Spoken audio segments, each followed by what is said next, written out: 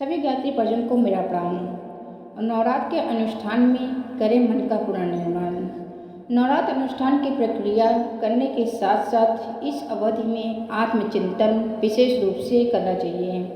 मन को चिंताओं से जितना खाली रखा जा सके, व्यस्तता से जितना अवकाश लिया जा सके, उसके लिए प्रयत्न करना चाहिए। समय आत्मचिंतन में लगाया जाए तो अच्छा है। ये सोचना चाहिए कि अब तक हमने जीवन में क्या अच्छा किया है, क्या बुरा किया है, क्या सही किया है, क्या गलत किया है। अब तक के जीवन की समीक्षा करके उसको भूलों को समझने और प्रायश्चित करने के साथ साथ परिशोधन की रूपरेखा बनानी चाहिए। उत्कृष्ट चिंतन और आदर्श कर्तव्य अपने क्रियाकलापों में अधिकतम मात्रा में कैसे जोड़कर रखा जाए, इसे समझना चाहिए। उसका ढांचा स्वयं ही खड़ा करना चाहिए।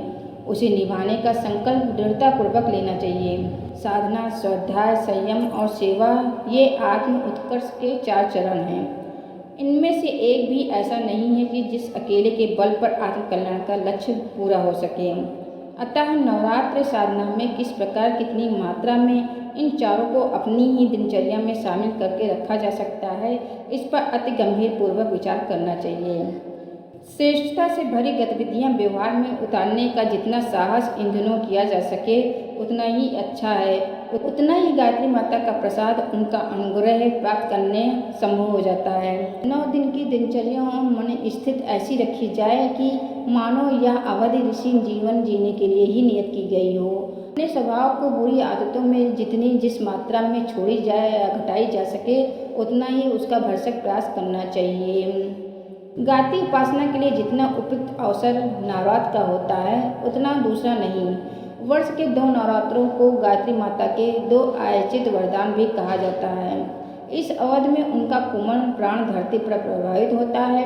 वृक्ष वनस्पति 9 पल्लव धारण करते हैं। जीव जंतुओं में नई चेतना इन्हीं दिनों आती है।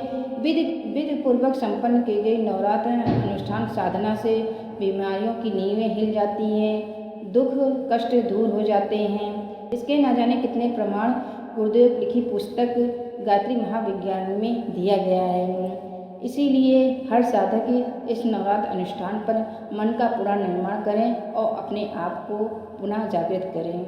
जय गुरुदेव।